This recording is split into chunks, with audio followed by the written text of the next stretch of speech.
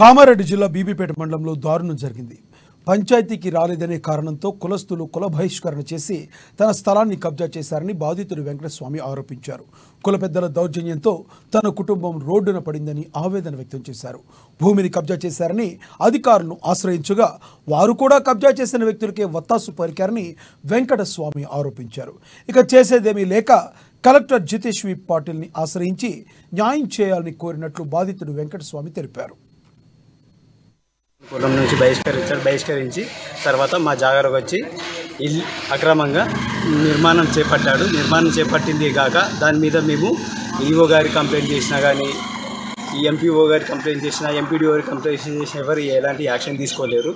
తర్వాత DPO DLPO కూడా complaint చేశాము, వారు కూడా ఎలాంటి యాక్షన్ తీసుకోలేదు. మళ్ళీ రీసెంట్గా తోట నరసింహ అనే వ్యక్తికి కూడా మా మల్లం పోచయ్య, ఈ సుతార్ రమేష్, తేలి సత్యనారాయణ క్యాండిడేట్ అతనికి ప్రతిఫలం ఇచ్చి అతని దగ్గర డాక్యుమెంట్స్ లేవు, నువ్వు కూడా ఇంత కబ్జా చేసి నువ్వు కూడా కట్టుకో, మేము ఉన్నాము అని అతను కూడా అక్రమంగా ఇల్లు మా దాంట్లో నిర్మించడం మాది 305 గజాలు ఉండేదండి. మా పెద్దనాన్న కబ్జా చేసి కట్టిండు. మాకు వచ్చి ప్లేస్ 305 గజాలు ఉంది. అయితే మా నాన్న మా పెద్దనాన్న కలిసి పంచుకోలేరు ఆస్తిని. ఉన్న పేపర్స్ అన్నీ మా తాత పాలదాయేటప్పుడు చనిపోయింది కాబట్టి అన్నీ మా పెద్దనాన్న దగ్గరనే ఉన్నవి.